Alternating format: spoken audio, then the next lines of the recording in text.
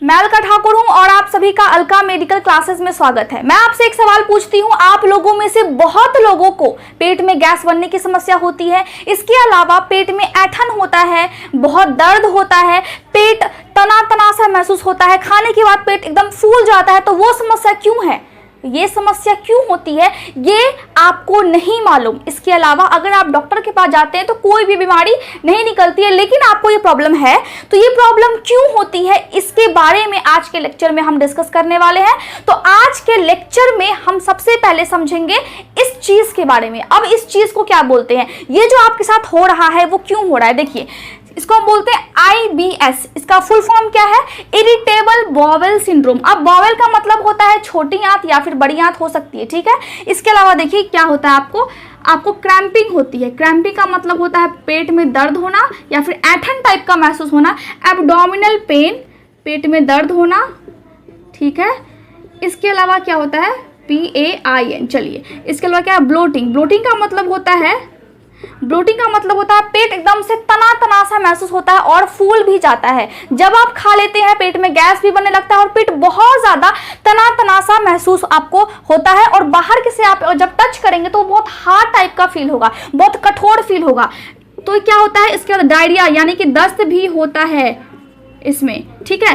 तो जब ये सभी प्रॉब्लम होती है तो इन सभी प्रॉब्लम को हम क्या बोलते हैं, इन सभी प्रॉब्लम को हम साथ में बोलते हैं IBS, मतलब इरिटेबल बॉवेल सिंड्रोम। बॉवेल का मतलब होता है हमारा छोटी आंत और बड़ी आंत। देखिए, जैसे ये हमारा पेट है, जैसे हमने ये खाना खाया, ठीक है, फूड पाइप जो कि यहाँ पे है, खाना खाया गया हमारे पेट में ऐसे करके, यहाँ पे हो गई हमारी पैनक्रिया, ठीक है, यहाँ पे हो गया हमारा लीवर के जो स्ट्रक्चर है वो थोड़ा सा अजीब बन गया, कोई नहीं। चलिए, अब यहाँ पे होती है हमारी बाहर से बड़ी आंत और अंदर से छोटी आंत। चलिए, ये मैंने रफली बनाया है, आप इसको थोड़ा सा इग्नोर करें, ठीक है। ये हुई हमारी फूड पाइप, ये होगा हमारा पेट, ये हो गया हमारा लीवर, ये होगा पैनक्रिया, और ये बड़ी आंत और ये छोटी आंत। तो छोटी आंत में प्रॉब्लम होती है और छोटी आंत के साथ साथ इन्फेक्शन अगर हो जाता है किसी को तो पेट तक भी पहुंच जाता है, जिससे कि दस्त भी होता है, कॉन्स्टिपेशन भी होता है, और इसके अलावा क्या हो सकता है, एब्डोमिनल पेन भी होता है, क्रैम्पिंग भी होती है और ब्लोटिंग भी होता है। अब समझ गए आप कि क्या होता है, ठीक है।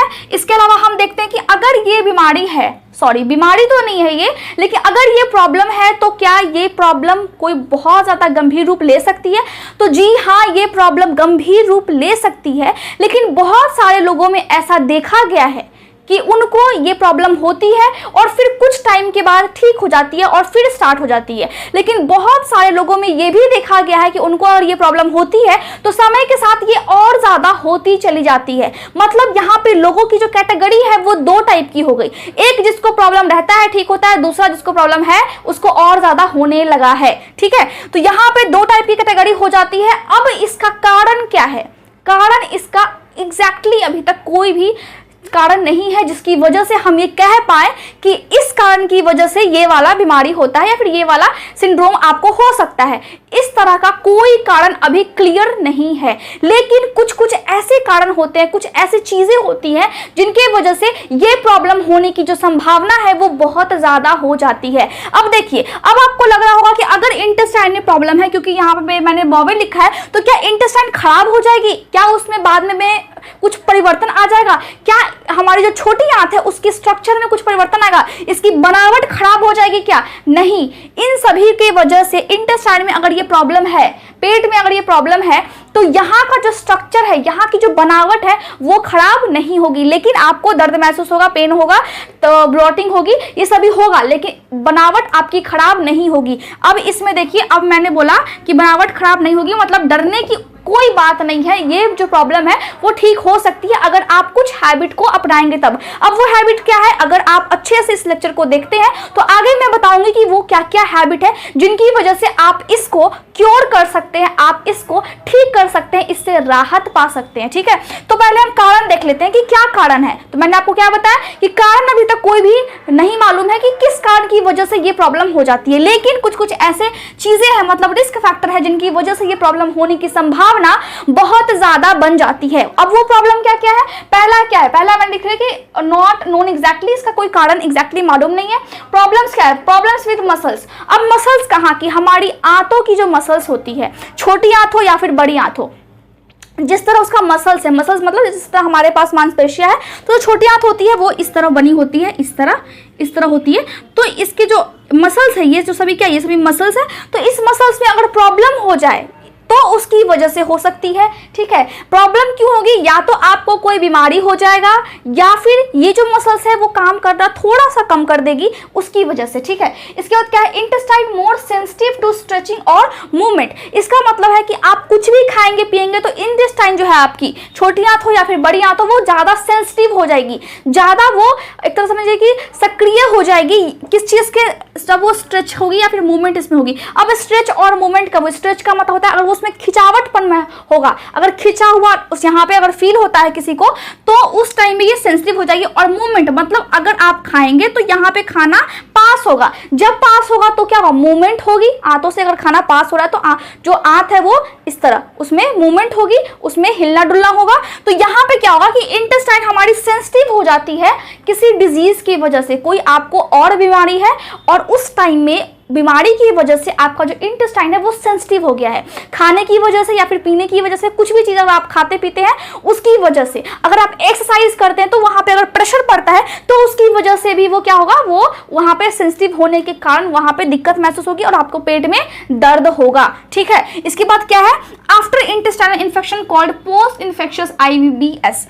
आप प्रदूषित खाना को खा लेते हैं या फिर आप प्रदूषित पानी पी लेते हैं, मतलब कंटामिनेटेड वाटर और फूड अगर आप ले लेते हैं अपने मुंह में और उसके बाद वो आपके पेट में जाता है, तो इंटेस्टाइन में जब वो पहुंचेगा तो वहां पे बैक्टीरिया हो या फिर वायरस हो, यहाँ पे जा करके फिर इन्फेक्शन पैदा करेगा। और जब यहाँ पे इन्फेक्शन होगा उस टाइम में क्या होगा, उस टाइम में यहाँ पे गड़बड़ी होना शुरू हो जाएगा, आपके पेट में दर्द होना शुरू हो जाएगा। अब इस टाइप के इन्फेक्शन को हम क्या बोलते हैं, पोस्ट इन्फेक्शियस IBS, मतलब post infectious irritable bowel syndrome. आपको ये बातें याद रखनी है, बहुत अच्छे से मैं बता रही हूं, आपको ये बातें याद रखनी है। अगर आप इन सभी बातों को याद रखते हैं तो आपके लिए बहुत बहुत ये हेल्पफुल साबित होगा, क्योंकि आप बार बार डॉक्टर के पास तो नहीं जा सकते हैं। अगर आपको ये जानकारी होगी कि आपके शरीर में अगर प्रॉब्लम है तो उसके बारे में थोड़ा बहुत नॉलेज तो आपको होनी चाहिए। ठीक है, अगर आप एक स्टूडेंट है तो आपको ये चीजें मालूम होनी चाहिए, क्योंकि अगर आपको ये सभी चीजें पता होंगी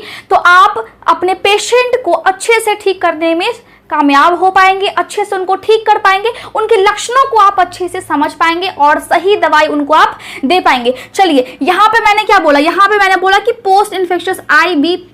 ठीक है, इसके बाद क्या है, डायरिया। डायरिया का मतलब होता है दस्त। अब दस्त किस कारण की वजह से हुआ, गैस्ट्रोएंटेराइटिस और स्टमक फ्लू।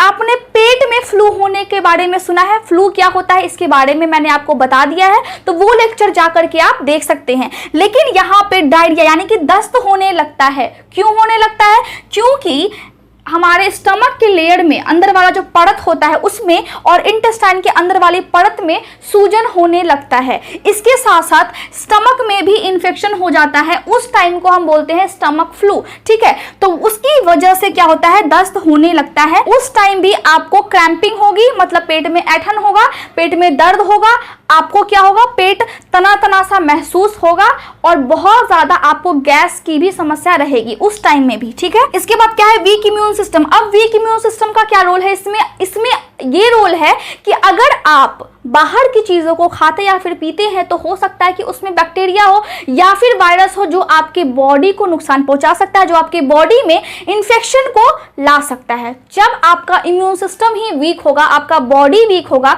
आपका बॉडी लड़ता है उस इंफेक्शन से और वो हार जाता है, उस टाइम में वो जो इंफेक्शन है वो हावी हो जाता है आपके बॉडी पे और फिर आपके बॉडी में लक्षण दिखना शुरू हो जाते हैं। तो ये सभी लक्षण आ सकते हैं अगर आप बाहर की चीजों को खाते या फिर पीते हैं जो खुले में रखा हो। जो चीजें खुले में रखी होती है उसको नहीं खाना चाहिए, क्योंकि उससे आपको इन्फेक्शन हो सकता है। तो उस टाइम में भी क्या हो सकता है, ये सभी प्रॉब्लम हो सकती है और आपको ये प्रॉब्लम IBS की प्रॉब्लम आपको हो सकती है। देखिए, मैंने बहुत सारे डिजीज को बताया है, लेकिन कंफ्यूजन ये रहती होगी कि मैम याद कैसे करें। याद करने का सिंपल तरीका है कि आप हर एक टॉपिक को 3 दिन पर रिवाइज करें, जिसकी वजह से आपको एकदम याद हो जाएगा कि आपने कौन सी टॉपिक पढ़ी है और थोड़ा सा कॉमन सेंस भी लगाना होता है कि अगर यहाँ पे अगर इंटेस्टाइन में प्रॉब्लम है तो क्या क्या हो सकता है, अगर किडनी में प्रॉब्लम है तो क्या क्या हो सकता है, अगर हमारे ब्रेन में प्रॉब्लम है तो क्या क्या सिम्टम्स आ सकते हैं। तो थोड़ा बहुत आपको रिलेट खुद से करना पड़ता है। उसके बाद जब आप पढ़ते हैं, जितनी बार आप पढ़ते हैं उतनी बार आप नए चीज़ों को सीखते हैं। इसीलिए बोला गया है कि संघर्ष से कभी भी डरना नहीं चाहिए, क्योंकि यह भी एक कहानी है जो सफल होकर सबको सुनानी है। तो ये चीज़ें आपको माइंड में रख करके आगे पढ़ना है और आगे बढ़ना है। देखिए अब क्या कर सकते हैं, यहाँ पे स्ट्रेस एंड जेनेटिक। स्ट्रेस की वजह से ऐसा प्रॉब्लम हो सकता है। स्ट्रेस की वजह से क्या होता है, स्ट्रेस की वजह से जो हमारा ब्रेन है और जो हमारा इंटेस्टाइन है, जो हमारा आंत है, वो कनेक्टेड कैसे है, आपस में वो जुड़े हुए कैसे हैं। देखिए ब्रेन सभी चीज़ों को कंट्रोल करके रखता है, तो जो हमारा इंटेस्टाइन है वहां पे कौन काम करता है, कैसे कंट्रोल करता है ब्रेन इंटेस्टाइन को, ऑटोनोमिक नर्वस सिस्टम। ऑटोनोमिक हमारे ब्रेन में एक सिस्टम होती है जिसको हम बोलते हैं ऑटोनोमिक नर्वस सिस्टम। ये क्या करती है, इससे बहुत सारा नर्व्स आता है। नर्व्स का मतलब होता है ऑटोनोमिक नर्वस सिस्टम। तो ये जो सिस्टम है ये कंट्रोल करके रखती है। और समझिए कि बहुत सारा नर्व का मतलब होता है कि वहां से सिग्नल भेजने के लिए एक जाल के तरह इस तरह बिछा हुआ होता है, इसको हम बोलते हैं नर्व। तो बहुत सारा इंटेस्टाइन तक भी आता है और इस टाइम में इस सिस्टम के द्वारा ये जब कंट्रोल होता है और उस टाइम में जब आप स्ट्रेस लेते हैं तो बहुत ज़्यादा ही ये फास्ट काम करने लगता है ऑटोनोमिक नर्वस सिस्टम। उस टाइम में क्या होता है कि जो इंटेस्टाइन होती है उसमें कॉन्ट्रैक्शन होना शुरू हो जाता है, मतलब वो मूवमेंट करना बहुत फास्ट मूवमेंट करने लगती है। और उस टाइम में क्या हो सकता है, उस टाइम में आपको ऐंठन हो सकता है, पेट में दर्द हो सकता है, फिर पेट आपको तना तना सा लग सकता है या फिर आपको गैस भी बन सकता है। तो वहां पे क्या होगा, वहां पे होगा कि बहुत ज्यादा ये उस समय काम करने लगती है स्ट्रेस के टाइम में। तो इसकी वजह से भी ये प्रॉब्लम या फिर IBS की प्रॉब्लम हो सकती है। इसके अलावा जेनेटिक, माता पिता से बच्चों में भी ये प्रॉब्लम आती है। अगर माता पिता से बच्चों में ये प्रॉब्लम आती है तो उस टाइम में घबराना नहीं है, लेकिन अगर आप हेल्दी लाइफस्टाइल को कैरी करते हैं, अच्छे से अपना जीवन जीते हैं, अच्छे तौर तरीके से अगर आप रहते हैं तो आप इससे बच सकते हैं। ठीक है। Over responsive autonomic nervous system, मैंने आपको बता दिया कि अगर ये ऑटोनोमिक नर्वस सिस्टम में कुछ गड़बड़ी हो जाए, मतलब हमारे ब्रेन में अगर थोड़ी बहुत भी गड़बड़ी हो जाए तो क्या होगा, कनेक्शन जो है ब्रेन का आंत से वो ऑटोनोमिक नर्वस सिस्टम के द्वारा है। अगर ये ओवर रिस्पॉन्सिव हो जाएगा, मतलब बहुत ज्यादा काम करने लगेगा, उस टाइम में तो आपको ये प्रॉब्लम होनी ही होनी है। तो हमें ध्यान रखना है कि हमें एक तो स्ट्रेस नहीं लेना है और दूसरा ब्रेन में अगर कोई भी प्रॉब्लम है तो आप डॉक्टर के पास तुरंत जाए, क्योंकि ब्रेन सभी चीजों को कंट्रोल करके रखता है। अगर ब्रेन में प्रॉब्लम है तो मतलब सभी चीजें डिस्टर्ब होना शुरू हो जाती है। आपको IBS की प्रॉब्लम तो हो गई, मतलब इरिटेबल बॉवल सिंड्रोम की प्रॉब्लम तो हो गई। इसके बाद लक्षण क्या क्या आपके बॉडी में अगर आएंगे, अगर आपको ये समस्या ये प्रॉब्लम है तब। तो यहाँ पे मैंने कुछ लक्षण लिखे हैं। अब लक्षणों को हम मेडिकल टर्म में क्या बोलते हैं, क्लिनिकल मैनिफेस्टेशन हम लक्षणों को बोलते हैं, और साइन एंड सिम्टम्स भी हम बोल सकते हैं। इसके अलावा देखिए कॉमन सिम्टम्स आते हैं या फिर इसके अलावा भी कई और सिम्टम्स आते हैं, तो उसको मैंने लिखा है अदर सिम्टम्स में। और कॉमन सिम्टम्स मतलब बहुत सारे लोगों में जो नॉर्मली सिम्टम्स देखे जाते हैं वो कौन कौन से हैं। तो पहला मैंने क्या लिखा है, पहला मैंने लिखा है एब्डोमिनल फुलनेस। इसका मतलब है कि आपको हमेशा लगेगा कि आपका पेट भरा भरा है, कभी आपको भूख उतना ज्यादा लगेगा ही नहीं, लगेगा जैसे कि अभी खाया हुआ है। ठीक है। ये हो गई गैस एंड ब्लोटिंग, गैस बनेगा पेट में और पेट फूल करके पूरा टाइट हो जाएगा। ठीक है। Loss of mucus from rectum. अब रेक्टम क्या होता है, देखिए यहाँ देखिए रेक्टम का मतलब क्या होता है, ये जो हमारी बड़ी आंत होती है इस तरह आई और यहाँ से, ठीक है, और इस तरह समझिए कि बड़ी आंत, बीच में छोटी आंत होती है। तो ये जो बड़ी आंत है इससे क्या निकलता है, इससे वेस्ट निकलता है। जो भी हम खाते हैं वो लास्टली जो एज अ वेस्ट कुछ निकलता है, हमारे बॉडी में पचता है और फिर वेस्ट निकलता है। और फिर जो वेस्ट होता है, जो मल होता है, जब हम मल का त्याग करते हैं, और जब मल का त्याग करते हैं तो एक रास्ते से त्याग करते हैं ना, यहाँ को हम बोलते हैं एनस। ठीक है। और इसके थोड़ा सा ऊपर को हम बोलते हैं रेक्टम। ठीक, मतलब बड़ी आंत में ही नीचे की तरफ, मतलब अगर मल द्वार जो होता है जिसको जहां से हम मल पास करते हैं, स्टूल पास करते हैं, उसको हम बोलते हैं एनस, और उसके थोड़ा सा ऊपर ही होता है रेक्टम। ठीक है। अब आप समझ गए। तो जब रेक्टम से क्या निकलेगा, म्यूकस निकलेगा, मतलब व्हाइट के तरह, व्हाइट पदार्थ की तरह पतला पतला सा होता है, वो यहाँ से निकलना शुरू हो जाएगा। अब म्यूकस यहाँ पे कैसे आई, देखिए किसी भी परत के अंदर में क्या होता है, म्यूकस मेम्ब्रेन होता है। हमारे आंतों के परत में जो अंदर की जो परत है वहां पे क्या म्यूकस मेम्ब्रेन है, मतलब म्यूकस की बनी हुई एक लेयर है और उसमें से हल्का हल्का म्यूकस निकलता है ताकि यहाँ पे थोड़ी सी चिकनाहट बनी रहे, ठीक है। लेकिन वो जो क्या होगा कि बाहर आएगा, बाहर नहीं आना है म्यूकस को, लेकिन वो आपके स्टूल के साथ बाहर आने लगेगा। कब, जब आपको आईबीएस की प्रॉब्लम हो जाएगी तब, ठीक है। हार्ड एंड ड्राई स्टूल, और ऐसा हो सकता है कि जो आपका मल है, जो आपका स्टूल है वो बहुत हार्ड हो और बहुत सूखा हुआ हो, मतलब कॉन्स्टिपेशन की समस्या बहुत ज्यादा बन जाएगी, ठीक है। ये समझ आ गया। अर्जेंसी टू पास स्टूल, या भी हो सकता है कि आपको दस्त हो जाए और बहुत जल्दी जल्दी आपको मल त्याग करने का जरूरत महसूस हो, जल्दी जल्दी आपको मल त्याग करना हो और आपको कंट्रोल भी नहीं होता जब आपको स्टूल पास करना होता है, तब ऐसी सिचुएशन हो सकती है, मतलब डायरिया का केस हो सकता है। लूज एंड वाटरी स्टूल, अब ये भी हो गया डायरिया का केस जिसमें जो स्टूल होता है, जो मल होता है वो बहुत ज्यादा गीला गीला यानी कि पानी की तरह होता है और बहुत ज्यादा ही वाटरी, वाटरी का मतलब पानी, और बहुत लूज, बहुत एक तरह से पानी की तरह समझ। जब दस्त होता है तो क्या होता है, बार बार आपको जाना पड़ता है वॉशरूम, और साथ ही साथ आपका जो स्टूल होता है वो बहुत ज्यादा ही गीला गीला पानी की तरह निकलता है, तो ठीक उसी तरह इसमें भी होता है। एब्डोमिनल पेन, पेट में दर्द भी होता है, ठीक है, ये समझ गए। डिफिकल्टी पासिंग स्टूल, अब ऐसा भी हो सकता है कि कॉन्स्टिपेशन भी हो और स्टूल पास करने में आपको दिक्कत भी महसूस होगा, बहुत सारे लोगों में ये कॉमन सिम्टम है। Sense of incomplete evacuation, evacuation का मतलब है कि जब आप मल को त्याग कर लेते हैं उस फीलिंग को हम क्या बोलते हैं, उस चीज को हम बोलते हैं इवैक्यूएशन, मतलब वो बॉडी से बाहर निकल गया। अब जब आप अच्छे से स्टूल को पास करते हैं तो एक सेटिस्फैक्शन होता है, फुलनेस होता है कि चलो हमने अच्छे से पास कर दिया, लेकिन आपको अगर कॉन्स्टिपेशन है तो आपको ऐसा फील होता है कि स्टूल सही से बाहर निकला ही नहीं है, तो वो जो फीलिंग होती है उसको हम क्या बोलते हैं, उसको हम बोलते हैं sense of incomplete evacuation. Evacuation की स्पेलिंग क्या है, EVACUATION। अब आप समझ गए कि मैं क्या कहने की कोशिश कर रही हूं। अगर आईबीएस की प्रॉब्लम है तो ये लक्षण आपके बॉडी में हो सकते हैं। अब आप महसूस करते भी होंगे कि आपके बॉडी में ये लक्षण हो रहे हैं या फिर नहीं, क्योंकि ये जो सभी लक्षण है ये महसूस करने वाले हैं, बॉडी के अंदर नहीं है, ये आपके साथ होती है और बाहर से आपको पता भी लगती रहती है।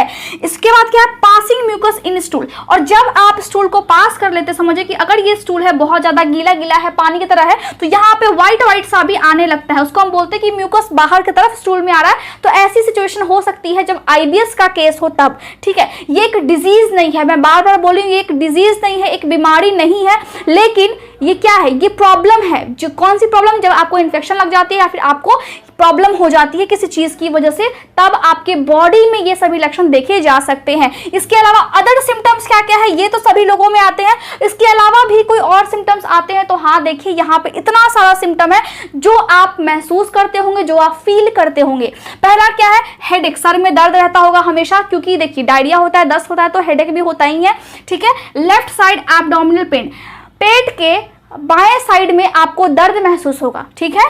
पेन ड्यूरिंग सेक्स, सेक्स करने के टाइम में भी पेन फील होता है, ठीक है। पासिंग यूरिन मोड, अब वो जो व्यक्ति है वो बहुत ज्यादा यूरिन पास करने लगता है, कब, जब आईबीएस की प्रॉब्लम होती है तब। फेटिग एंड टायर्डनेस, फेटिग का मतलब होता है थकावट, और बहुत ज्यादा उसको थकावट महसूस होती है, बहुत थका थका सा वो आदमी महसूस करता है। स्लीप डिस्टर्बेंस, सही से सो नहीं पाता है वो व्यक्ति। इसके अलावा लॉस ऑफ एपेटाइट, भूख नहीं लगती है। अब भूख क्यों नहीं लगेगी, क्योंकि उसको पहले ही सिम्टम्स आ रहे हैं एब्डोमिनल फुलनेस के, मतलब पेट भरा भरा सा लग रहा है तो भूख कैसे लगेगी, ठीक है। नोजिया, नोजे का मतलब होता है उसको वॉमिटिंग करने का मन कर रहा है। इसके बाद क्या है, डिप्रेसिव सिम्टम्स, मतलब डिप्रेशन जैसी सिम्टम्स आ रही है, ऐसा लग रहा है कि वो बहुत ज्यादा सैड है, उदास टाइप का है, ठीक है। Anxiety and stress related symptoms, उसको बहुत चिंता होने लगती है और स्ट्रेस भी बहुत ज्यादा बढ़ जाता है जब आईबीएस का कंडीशन होता है तब। आपको आईबीएस की प्रॉब्लम है और आप गए डॉक्टर के पास, उन्होंने कुछ टेस्ट को लिखा और उन सभी टेस्ट को हम क्या बोलते हैं, डायग्नोस्टिक इवैल्यूएशन, उन सभी टेस्ट को बोलते हैं हैं और लक्षण आपको आ रहे हैं तभी तो आप डॉक्टर के पास गए हैं। अगर आप थोड़ा सा कॉमन सेंस लगाएंगे, तो अगर आपको डिजीज के बारे में थोड़ा सा मालूम होगा तो आप उसके टेस्ट को, उसके लक्षण को आसानी से आप पहचान जाएंगे, आसानी से आप जान पाएंगे कि अब क्या क्या प्रोसीजर मेरे साथ होने वाला है। या फिर अगर आपके पास कोई पेशेंट आता है तो आप आसानी से समझ आएंगे कि इस डिजीज में हमें ये टेस्ट करनी है। तो पहला टेस्ट कौन सा है? मैंने बता दिया कि कोई भी स्पेसिफिक टेस्ट नहीं होती है, लेकिन हम कुछ टेस्ट करेंगे तभी तो हम मेडिसिन देंगे। तो हम क्या क्या करते हैं?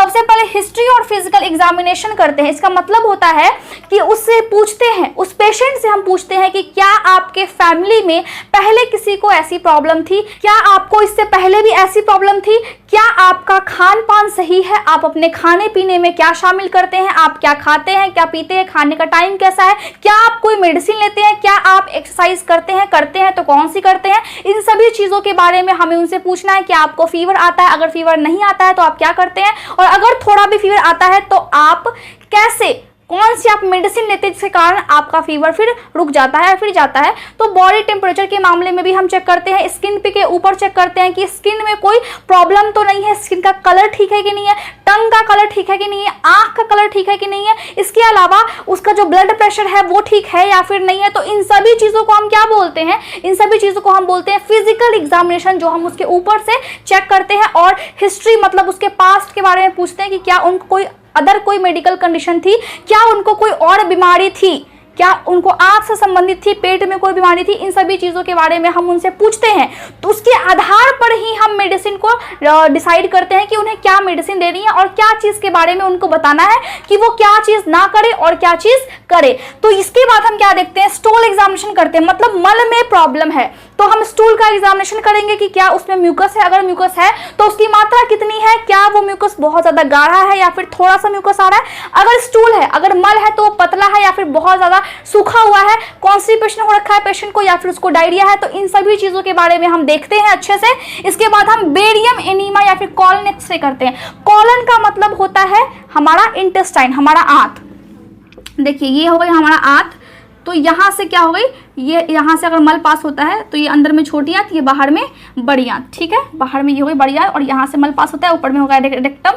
तो हम क्या बोलते हैं? हम इंटेस्टाइन को हम बोलते हैं कॉलन। तो क्या है? बेरियम एनीमा मतलब मल के रास्ते से, जहाँ से मल निकलता है, यहाँ से हम, एनीमा का मतलब होता है इंजेक्शन देते हैं ताकि यहाँ से हम टेस्ट कर सके। बेरियम का हम इंजेक्शन देते हैं ताकि हम यहाँ से एक्सरे में हम जान पाए कि यहाँ पे कोई सूजन तो नहीं है, यहाँ पे जो मल है वो कैसा आ रहा है, या फिर यहाँ पे जो उसकी परत है कहीं वो एक तरह से रप्चर तो नहीं हो गई है, अंदर से कहीं वो फट तो नहीं गई है। कॉन्स्टिपेशन की वजह से यहाँ के जो वेन्स होते हैं वो भी थोड़े से फूल जाते हैं, तो वहाँ पे ऐसी प्रॉब्लम है या फिर नहीं है, आंत का जो कंडीशन है वो बिल्कुल सही है या फिर नहीं है। तो इन सभी चीजों को हम देखते हैं बेरियम एनीमा एक्सरे में हम देखते हैं, ठीक है। इसके बाद अपर जीआई सीरीज, अब एक्सरे करते हैं। अब हमने नीचे का तो एक्सरे कर लिया, यहाँ के आसपास का, अब ऊपर पेट के पास और आंत के पास एक्सरे हम कैसे करेंगे? ये होता है अपर जीआई। जीआई का मतलब होता है गैस्ट्रो इंटेस्टाइनल, मतलब यहाँ पे हमारा पेट भी ऊपर में है, तो पेट का भी और आंत का भी, दोनों का साथ में हम एक्सरे करते हैं। और उसमें हम क्या करते हैं? बेरियम को देते हैं पेशेंट को मुंह से पीने के लिए। उसके बाद जब हम एक्सरे करते हैं तो पेट के पास और आंत के पास जो भी चीजें होती, जो भी प्रॉब्लम्स होती है, वहां पे कैसे है ऑर्गन की परत कैसी है, क्या वहां पे सूजन है या फिर नहीं है, तो इन सभी चीजों के बारे में पता लग जाता है। इसके बाद हम क्या करते हैं? इसका अल्ट्रासाउंड हम करते हैं पेशेंट का। हम देखते हैं कि क्या और प्रॉब्लम है कुछ, क्या उसके बॉडी में सभी चीजें सही से काम कर रही है या फिर नहीं, तो हम अल्ट्रासाउंड कर लेंगे। कोलोनोस्कोपी मतलब एक पतला सा आता है ट्यूब, जिसके कारण हम क्या करते हैं? यहाँ से नीचे से मल द्वार से हम इंसर्ट करते हैं और फिर हम देखते हैं, कंप्यूटर का एक स्क्रीन लगा होता है, उस पे हम देखते हैं यहाँ पे अंदर की परत को बहुत अच्छे से इससे चेक हो जाता है। तो यहाँ पे सूजन है या फिर नहीं है, ये हम कंफर्म करने के लिए करते हैं ताकि पेशेंट में कोई भी ऐसा चूक ना हो जिससे कि पेशेंट को ये समस्या और ज्यादा बढ़ जाए। तो हम कंफर्म करने के लिए ये सभी टेस्ट कर सकते हैं। सिग्मोइडोस्कोपी, अब सिग्मोइड क्या होती है? सिग्मोइड का मतलब होता है यहाँ पे कोई रेक्टम और यहाँ पे होती है सिग्मोइड। अब ये जो बड़ी आंत है, ये जगह जगह पे इसका नाम चेंज होता जाता है। मतलब देखिए यहाँ पे जो है, यहाँ पे सिग्मोइड कॉलन होगा, मतलब ये छोटी आंत, ये जो देखिए बड़ी आंत आ गई, ये मल द्वार है, और यहाँ पे वही रेक्टम इसके ऊपर में, और यहाँ पे वही सिग्मोइड कॉलन। कॉलन का मतलब होता है बड़ी आंत, ठीक है, बड़ी आंत या फिर छोटी आंत। इंटेस्टाइन को हम बोलते हैं कॉलन। तो यहाँ पे जो पोर्शन है इसको हम बोलते हैं सिग्मोइड। अब रेक्टम को तो हमने चेक कर लिया, मल द्वार को तो हमने चेक कर लिया, अब थोड़ा सा और अंदर डाल करके क्या करेंगे, हम यहाँ के पार्ट को चेक करेंगे कि वहां का पार्ट बिल्कुल सही है या फिर नहीं है, या फिर वहां पे सूजन है। ठीक है, इसको हम चेक कर सकते हैं। तो इन सभी चीजों को चेक करने के बाद हम कंफर्म करते हैं कि क्या इंटेस्टाइन में, क्या स्टमक में इन्फेक्शन है, क्या स्टमक में सूजन है, क्या इंटेस्टाइन में सूजन है और क्या इंटेस्टाइन में इन्फेक्शन है। तो इन सभी चीजों को हम एक तरह से कंफर्म करते हैं बहुत सारे टेस्ट करने के बाद। इसके बाद हम क्या करते हैं, अगर कंफर्म हो जाता है कि आईबीएस की प्रॉब्लम है उस पेशेंट में, उस व्यक्ति में अगर ये प्रॉब्लम है, तो हम फिर मेडिसिन देते हैं। लेकिन मेडिसिन देने से पहले हम एक चीज करते हैं, और वो चीज क्या है, वो चीज है कि पहले हम कोशिश करते हैं कि उनका जो ये प्रॉब्लम है वो नेचुरली ठीक हो जाए। अब नेचुरली ठीक कैसे होगी, देखिए मैं समझ रही हूँ कि अगर मेडिसिन है तो उसको याद करने में दिक्कत होती है। अगर आपको अच्छे रिजल्ट चाहिए तो बातों से नहीं, आपको रातों से लड़ना होगा, तो आपको अच्छे से प्रैक्टिस करनी होगी, समझना होगा। अब आप ये समझिए कि नेचुरली कैसे ठीक होगी, नेचुरली ठीक कैसे होती है। हम उसको बोलेंगे कि आप अपने खाने में डाइटरी फाइबर्स लीजिए, मतलब कि जो रेशे वाला खाना है, रेशेदार जो खाना है वो आप खाइए, हरी सब्जियां लीजिए, थोड़ा सा एक तरह समझिए कि जो अगर रोटी होती है तो जो आटा होता है वो बहुत महीन नहीं होना चाहिए, थोड़ा सा उसमें दरदरा टाइप का होना चाहिए, वैसे खाना आप खाएं, ताकि क्या हो, अगर कॉन्स्टिपेशन की प्रॉब्लम है तो वो ठीक हो जाए। इसके अलावा हम बोलेंगे कि खाना आप एक साथ में बहुत सारा नहीं खाइए, थोड़ा थोड़ा खाइए और उसको अच्छे से चबा करके खाइए। आप अल्कोहल नहीं ले सकते हैं, आप शराब नहीं पी सकते हैं, अगर आपको ये प्रॉब्लम है तो आप चॉकलेट नहीं खा सकते हैं। अगर आपको ये प्रॉब्लम है तो मतलब आईबीएस की प्रॉब्लम है, आईबीएस, यहाँ पे मैंने बीएस से लिख दिया, चलिए इसको ठीक कर देते हैं।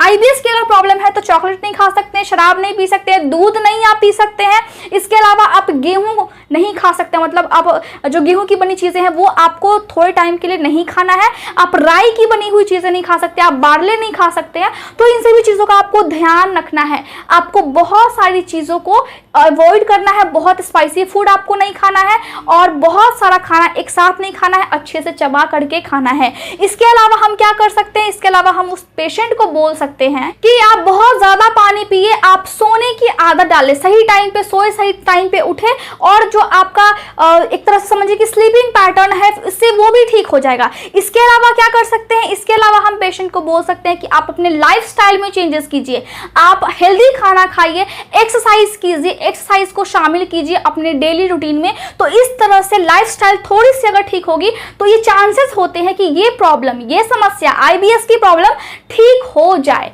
लेकिन तब भी अगर ठीक नहीं होती है, मतलब पर्सन टू पर्सन ये वैरी करती है, एक व्यक्ति से दूसरे व्यक्ति में जाते हैं ये जो समस्या है वो कुछ अलग रूप अपना दिखाती है। मतलब अगर आपको ज्यादा प्रॉब्लम है तो किसी को कम होगा, अगर किसी को बहुत ज्यादा है तो किसी को बहुत ज्यादा ही कम होगा। लेकिन सबको अगर ये प्रॉब्लम है तो कुछ जो कॉमन प्रॉब्लम होते हैं उसके लिए मैंने ये बताया है कि आप लाइफस्टाइल को चेंजेस कर सकते हैं, लाइफस्टाइल में आप चेंजेस ला सकते हैं। तब भी अगर ठीक नहीं होता है और ये प्रॉब्लम दिन पर दिन बढ़ती जाती है तो हम मेडिसिन देते हैं, और वो मेडिसिन को हम क्या बोलते हैं, मैनेजमेंट बोल सकते हैं या फिर हम ट्रीटमेंट बोल सकते हैं। अब देखिए पहला क्या है, पहला है कॉन्स्टिपेशन। अगर कॉन्स्टिपेशन की समस्या है तो हम जाइलम देंगे, जिसमें क्या आता है, मेटोम्यूसिल और मिथाइल सेलुलोज। मिथाइल सेलुलोज आता है कब, जब कॉन्स्टिपेशन हो जाए पेशेंट को तब।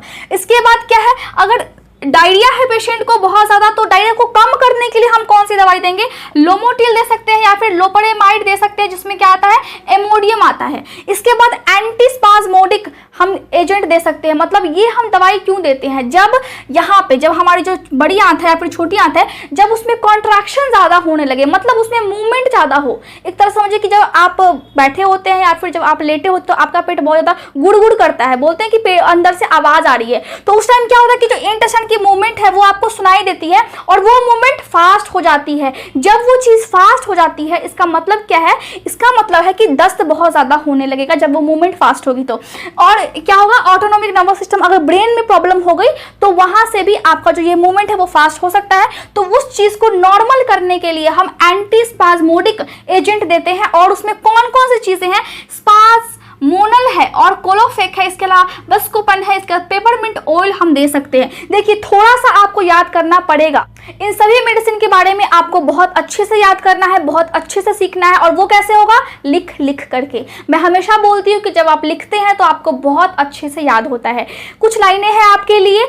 यूं ही नहीं मिलती राही को मंजिल, एक जुनून सा दिल में जगाना होता है। पूछा चिड़िया से कैसे बना आशियाना, बोली भरनी पड़ती है उड़ान बार बार, तिनका तिनका उठाना पड़ता है। तो आप समझ गए होंगे कि जब चिड़िया को इतनी मेहनत करनी पड़ती है तो हम मनुष्य हैं, हमें कितना ज़्यादा मेहनत करना पड़ेगा। चलिए, अपने स्टडी में मेहनत कीजिए, जो भी आप करते हैं आप उसमें मेहनत कीजिए ताकि सफलता आपके कदम चूमे। इसके बाद हम क्या देखते हैं? इसके बाद हम देखते हैं एंटीकोलिनर्जिक देखते हैं, हम एजेंट देखते हैं, जिसमें क्यों देते हैं हम। ये क्यों देते हैं? ताकि अगर पेशेंट को डायरिया है तो वो ठीक हो जाए। ठीक है, अगर डायरिया है तो वो ठीक हो जाएगा। तो क्यों, क्या क्या चीज़ें देंगे? डाइसाइक्लोमाइन, इसके बाद क्या देंगे? प्रोपेनथेलिन, इसके बाद क्या देंगे? बेलाडोना और हायोसेरिडामिन। ठीक है, ये सभी चीज़ों को हम दे सकते हैं। इसके बाद हम एंटी डिप्रेसेंट दे सकते हैं, जिसमें 2 मेडिसिन आती है, डोनापाइन और लिब्रेक्स आती है। ठीक है, अगर इन दोनों को हम देते हैं तो ये जो दोनों दवा है वो थोड़ा सा सुलाने का काम करती है, मतलब सिडेटिव होती है। अब स्पेलिंग क्या होगा सिडेटिव की? SEDATIV, मतलब नींद लाने का काम करती है। अगर एंटी डिप्रेसेंट देते हैं, एंटी डिप्रेसेंट मतलब डिप्रेशन अगर पेशेंट को लग रहा है कि अगर वो डिप्रेशन में चला जाएगा तो हम दे सकते हैं एंटी, मतलब डिप्रेशन के अगेंस्ट अगर मेडिसिन होती है तो हम बोलते हैं एंटी डिप्रेसेंट। अब इसमें जो दोनों दवा है इसकी वजह से नींद आती है पेशेंट को, लेकिन पेशेंट को हमें हमेशा नहीं देना है। पेशेंट को अगर ये दवाई खाते हैं वो तो वो डॉक्टर की सलाह से ही खाए, क्योंकि इसकी आदत भी लग सकती है। इसके अलावा ये जो एंटीस्पाज्मोडिक दवाई है और एंटीकोलिनर्जिक दवाई है, इसकी वजह से कॉन्स्टिपेशन बहुत ज़्यादा हो जाता है। तो कॉन्स्टिपेशन को ठीक करने के लिए हम दवाइयाँ दे सकते हैं ताकि कॉन्स्टिपेशन ना हो। इन दोनों दवाइयों की वजह से कॉन्स्टिपेशन हो जाता है, ये हमें याद रखनी है। ठीक है, इसके अलावा आप कोशिश करें कि आपका जो ये प्रॉब्लम है वो नॉर्मली ठीक हो जाए, नेचुरली ठीक हो जाए। अपने लाइफस्टाइल में आप चेंजेस करें, पानी पिए, एक्सरसाइज करें, साथ ही साथ आप ऐसी चीज़ों को शामिल करें जिसमें बहुत ज़्यादा फाइबर मौजूद हो। जब फाइबर होगा तो कॉन्स्टिपेशन की समस्या कम होगी। अब मैं उम्मीद करती हूँ कि आपको आज का लेक्चर अच्छे से समझ में आया होगा। अगर कुछ भी बात आपको समझ में नहीं आती है तो आप कमेंट्स कर सकते हैं, आप पूछ सकते हैं। और अगर आपको ये नोट्स चाहिए तो आप टेलीग्राम पे जाकर के उसको ले सकते हैं, लिख सकते हैं, डाउनलोड कर सकते हैं। टेलीग्राम ग्रुप में जाकर के आप ज्वाइन कर जाइए। Thank you so much for watching my video.